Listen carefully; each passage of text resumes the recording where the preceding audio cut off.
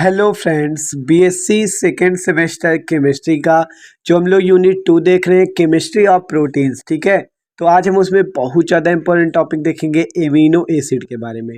ठीक है, chemistry of protein अर्थात प्रोटीन का रसायन। ठीक है, सेकेंड यूनिट आज से आपकी स्टार्ट हो रही है।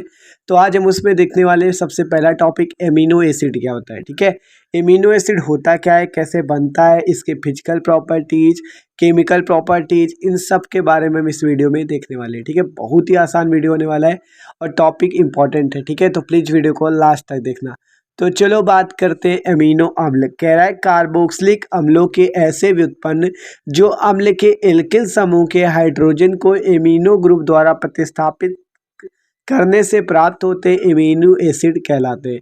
अभी ये केवल आपकी थ्योरी, अभी एग्जाम्पल से आपको समझाएंगे। ठीक है, एल्किल समूह के हाइड्रोजन को कौन एमिनो समूह द्वारा प्रतिस्थापित किया जाए तो वो एमिनो एसिड कहलाते हैं। ठीक है, तो बात करते हैं एमिनो एसिड की। तो एमिनो एसिड क्या है, कार्बोक्सिलिक अम्लों के ऐसे व्युत्पन्न है, COOH को ही कार्बोक्सिलिक कहते हैं, मतलब कार्बोक्सिलिक अम्लों के ऐसे व्युत्पन्न हैं। ठीक है, तो देखो बात करते हैं इसकी कैसे व्युत्पन्न है आपके। तो कार्बोक्सिलिक अम्ल कह रहा है। ठीक है, तो RCOOH ये आपका कार्बोक्सिलिक अम्ल होता है। ठीक है, तो देखो कह रहा है, देखो आपका क्या कि कार्बोक्सिलिक अम्ल, जैसे हमने एग्जांपल के तौर पर एसिटिक हमने ले लिया CH3COOH। ठीक है, तो CH3COOH हमने यहाँ पे ले लिया। अब इसकी क्रिया कर देते हैं किससे, एमीन समूह से, प्लस का NH2 इस पे जोड़ देते हैं, जिससे आपका बनेगा क्या, एमिनो एसिड। देखो कैसे, आपका यहाँ से आपको एक हाइड्रोजन निकाल लेना है। ठीक है, और जोड़ देना NH2, आपका यहाँ हो जाएगा, और CH2। देखो यहाँ से एक हाइड्रोजन आपको निकाल देना है। ठीक है, तो NH2 CH2 और यहाँ पे COOH। ठीक है, आगे जो COOH है ये आपका बच जाएगा, तो NH2 CH2 COOH। ठीक है, और आप इसको इस टाइप से भी लिख सकते हो, NH2 CH2 COOH। ठीक है, तो ऊपर वाला जैसे सिंगल बॉन्ड टाइप लगा के भी लिख सकते हो। ठीक है, तो ये आपका क्या है, इसका नाम होता है ग्लाइसिन। NH2 CH2 COOH का नाम होता है ग्लाइसिन, और कह सकते हो अल्फा एमिनो एसिटिक एसिड। ठीक है, अल्फा एमिनो एसिटिक एसिड। अभी अल्फा और बीटा एमिनो अम्ल की भी बात आपको बताएंगे। ठीक है, तो अभी केवल इतना समझो, simple alpha amino acetic acid हो गया। ठीक है, तो सिंपल आपने कैसे बनाया अमीनो एसिड को, कार्बोक्सिलिक अम्लों में NH2 समूह जोड़ दिया, जिससे आपका अमीनो एसिड बन गया। इसका नाम था एसिटिक एसिड। ठीक है, एसिटिक अम्ल। तो एसिटिक एसिड में हमने क्या किया, NH2 जोड़ा, H आपका बाहर निकल गया और बना क्या, ग्लाइसिन, जिससे कह गया अल्फा अमीनो एसिटिक एसिड। तो अमीनो एसिड कैसे बना सकते हो, कार्बोक्सिलिक अम्लों में अमीन समूह जोड़कर। ठीक है, तो आसानी से अमीनो एसिड आप बना सकते हो, कोई दिक्कत नहीं। आप बात करते हैं इसकी फिजिकल प्रॉपर्टीज। अब देखो सिंपल तो इतना समझ के एसिटिक एसिड से हमने अल्फा एमिनो एसिटिक एसिड बना दिया, मतलब एक एमिनो अम्ल का निर्माण कर दिया। ठीक है, तो सिंपल देखो, ये जो NH2 CH2 आपका COOH था, उसी टाइप से आप दूसरा भी बना सकते हो। देखो NH2 C और आपका यहाँ पे COOH। अब यहाँ पे एक हाइड्रोजन जोड़ दो, यही था NH2 CH COOH।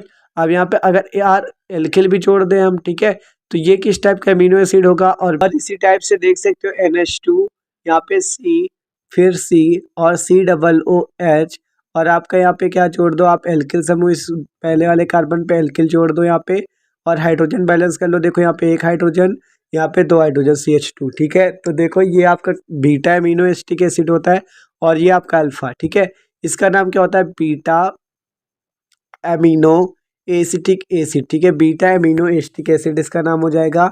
ठीक है, और ये आपका क्या हो जाएगा, अल्फा एमिनो एसिड। ठीक है, मतलब अल्फा एमिनो अम्ल और बीटा एमिनो अम्ल। ठीक है, तो अल्फा एमिनो और बीटा एमिनो अम्ल इसका नाम हो जाएगा। कैसे हुआ वो आपको बताते हैं। तो देखो, जैसे कार्बोक्सिलिक ग्रुप जो जुड़ा हुआ है COOH ग्रुप, ठीक है, NH2 और COOH ग्रुप जुड़े हुए हैं, इस पे जो COOH ग्रुप है जिस कार्बन से जुड़ा हो उसे कहते हैं अल्फा कार्बन। और यहाँ पे देख सकते हो ये जो COOH ग्रुप जुड़ा है जिस कार्बन से, उसे कहेंगे अल्फा कार्बन, और उसके बगल वाले को कहेंगे बीटा कार्बन। ठीक है, और बगल में कार्बन लगाओ तो गामा कार्बन। ठीक है, तो देखो NH2 जिस कार्बन से जुड़ा हो उसे वही एमिनो एसिटिक एसिड, मतलब जैसे अल्फा से जुड़ा है तो अल्फा एमिनो एसिटिक एसिड, और बीटा कार्बन से जुड़ा है तो बीटा एमिनो एसिड। ठीक है, तो अल्फा एमिनो एसिड और बीटा एमिनो एसिड का मतलब समझ रहे हो, जिस कार्बन से जुड़ा हो वही। ठीक है, बीटा एमिनो एसिड और अल्फा एमिनो एसिड, तो ये होता है एमिनो एसिड के टाइप। ठीक है, अल्फा एमिनो एसिड और बीटा एमिनो एसिड। अब इसके भौतिक गुण देखो, आपका पहला देखो कह रहा है एमिनो अम्ल रंगहीन क्रिस्टली मीठे ठोस होते हैं।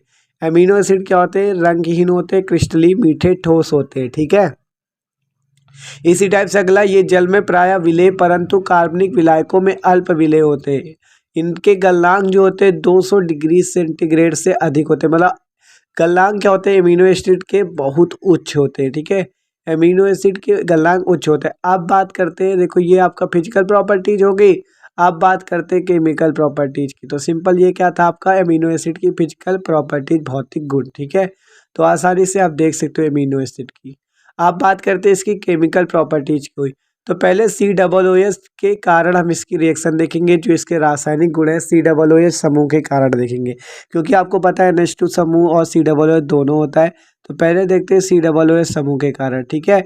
तो देखो सिंपल यहाँ पे हम आपको साल्ट फॉर्मेशन दिखाते हैं। साल्ट फॉर्मेशन का मतलब लवण का बनना, मतलब कि आपका एमिनो एसिड क्या करते हैं? लवण का निर्माण करते हैं, साल्ट का फॉर्मेशन करते हैं, ठीक है। तो देखो देखते हैं, जैसे आपका हमने एग्जांपल के तौर पर आपके ग्लाइसिन दिखाया था, तो वही ग्लाइसिन का एग्जांपल ले लो NH2 CH2 और आपका COOH, ठीक है। इस आपको बनाना क्या है? साल्ट बनाना है, तो सिंपल इसकी क्रिया NaOH से कर दो, ठीक है, सोडियम हाइड्रोक्साइड से। तो यहाँ पे NaOH से इसकी क्रिया कर देते हैं, जिससे आपका क्या बनेगा? साल्ट का निर्माण होगा। तो देखो सिंपल यहाँ से आपको NH2 CH2, ठीक है, NH2 CH2 और COO और आपका H हटा के यहाँ पे Na लिख देना है, ठीक है। और बाहर क्या निकल जाएगा? जल का अणु, ठीक है। देखो आपका ये OH और हाइड्रोजन मिलकर जल का अणु बाहर निकल जाएगा। तो NH2CH2COO ये क्या है? एक साल्ट है, एक लवण है, ठीक है। तो आसानी से देख सकते हो ग्लाइसिन ने NaOH से क्रिया की और सोडियम एमिनो एसिटेट बना दिया, ठीक है, सोडियम एमिनो एसिटेट। तो भैया साल्ट का एक लवण का निर्माण हो चुका है, ठीक है। ये क्या है? एक साल्ट है, एक लवण है, ठीक है। तो एक लवण का निर्माण हो गया। देख सकते हो एमिनो एसिड में पहला गुण क्या है केमिकल प्रॉपर्टीज का? NaOH से क्रिया करके इसने क्या बना दिया? लवण। अब बात करते हैं एस्टर का भी फॉर्मेशन करता है, ये एस्टर का निर्माण भी करता है। देखो एग्जाम्पल के तौर पर ग्लाइसिन ले लिया। अब इस ग्लाइसिन की क्रिया हमने एथिल अल्कोहल से कर दी, ठीक है। देखो ग्लाइसिन है ये, और वो आपका क्या है? C2H5OH एथिल अल्कोहल, ठीक है। जब इससे क्रिया करोगे तो आपका क्या होगा? एस्टर का निर्माण होगा, ठीक है, एस्टर का निर्माण होगा। तो चलो करते हैं एस्टर का निर्माण, ठीक है। जब एस्टर का निर्माण देखो कैसे होगा, जब इसकी क्रिया होगी तो आपके यहाँ से NH2, देखो NH2CH2 COO और C2H5, ठीक है, NH2CH2 COO और आगे क्या जुड़ जाएगा? C2H5 और आपका H, ये देखो OH और H मिलकर जल का अणु बाहर निकल जाएगा, ठीक है। OH और H जल का अणु बाहर निकल गया और NH2CH2 COO C2H5 बन गया। इसका क्या नाम होगा? एथिल एमिनो एसीटेट, ठीक है, आपका एथिल अमीनो एसीटेट इसका नाम हो जाएगा। तो देख सकते हो ये क्या है? एक एस्टर है। एस्टर का निर्माण आपका एमिनो एसिड करते हैं, ठीक है। तो ये दूसरा हो गया आपका केमिकल प्रॉपर्टीज। अब रिडक्शन देखो इसका, अगर ग्लाइसिन का हम लोग अपचयन कर दें LiAlH4 द्वारा अपचयन करें इसका हम लोग, आपका किसका? और ये याद रखना अपचयन का मतलब होता है हाइड्रोजन का जोड़ना, ठीक है। तो सिंपल अपचयन करो, देखो यहाँ पे क्या हो जाएगा? NH2CH2, ठीक है, मतलब आपका क्या होगा? अपचयन होगा। और यहाँ पे CH2OH, ठीक है, CH2 और O और H, ठीक है, ये आपका जुड़ जाएगा और जल का अणु बाहर निकल जाएगा, ठीक है।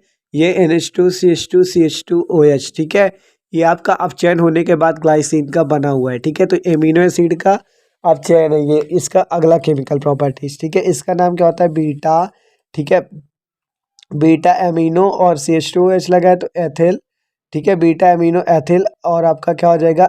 देखो एल्कोहल ग्रुप लगा है इसलिए एल्कोहल, ठीक है। तो बीटा एमिनो एथिल अल्कोहल, ठीक है। तो ये हो गया आपका रिडक्शन, ठीक है। अभी था COOH समूह के कारण, आप देखते हैं NH2 समूह के कारण रिएक्शन, ठीक है। तो चलो देखते हैं NH2 समूह के कारण रिएक्शन। NH2 समूह के कारण रिएक्शन देखते हैं। तो इसका पहला गुण आपका होता है साल्ट फॉर्मेशन, इस पे भी आपका लवण का निर्माण हो सकता है, ठीक है। तो देखो लवण का निर्माण कैसे होगा आपका? आप किसके कारण होगा? NH2 समूह के कारण। तो सिंपल देखो NH2 को बाद में लिख लो, पहले कर लो COOH, ठीक है, फिर आपका क्या हो जाएगा? CH2, फिर NH2, लिखा तो वही है NH2CH2 COOH या COOH CH2 NH2, ठीक है, वही चीज तो है दोनों, देख लो COOH, ठीक है। तो दोनों एक ही चीज तो है, इसका नाम ही तो ग्लाइसिन था, तो ये ग्लाइसिन है आपका, ठीक है। आप देखो ग्लाइसिन जब आपका HCl से क्रिया करेगा तो साल्ट का निर्माण करेगा। तो सिंपल इसकी क्रिया हम लोग HCl हाइड्रोजन क्लोराइड से करते हैं, जिससे आज साल्ट का निर्माण होगा। देखो कैसे, COOH अब NH2 समूह के कारण होगा। पहले COOH समूह के कारण किया था, तो COOH CH2 और आपका यहाँ पे NH2 था, तो देखो यहाँ पे NH3 प्लस हो जाएगा, हाइड्रोजन जुड़ गया इसमें NH3 प्लस, और कोष्टक लगा देना बड़ा वाला और बाहर लिख देना Cl माइनस। ठीक है, तो देख सकते हो NH2 प्लस और बाहर लग गया Cl माइनस। ठीक है, तो ये आपका बन गया क्या, साल्ट, ग्लाइसिन हाइड्रोक्लोराइड। ठीक है, ये आपका एक लवण है। ठीक है, NH2 समूह के कारण हुआ है, तो ये सॉल्ट फॉर्मेशन ये भी करता है। ठीक है, लवण का निर्माण करता है। अगला रिएक्शन आप नाइट्रस एसिड, नाइट्रस अम्ल से क्रिया करके ग्लाइक्लिक एसिड बनाता है आपका एमिनो एसिड। ठीक है, NH2 समूह के कारण किया। अगला है रिएक्शन विद HCHO अर्थात फॉर्मेल्डिहाइड, तो इससे क्रिया करने के बाद डाईमेथिल ऑल और ग्लाइसिन। ठीक है, डाईमेथिल ऑल ग्लाइसिन, तो ये देखो फॉर्मेल्डिहाइड को आप CH2O भी लिख सकते हो, तो CH2O का होल ट्वाइस इसीलिए लगा, दो अणु थे ना, CH2OH हो गया। तो देख सकते हो ये है आपका फिजिकल प्रॉपर्टीज देखी, केमिकल प्रॉपर्टीज, ये बात थी एमिनो एसिड की। तो वीडियो अच्छा लगा तो लाइक भी कर दीजिएगा।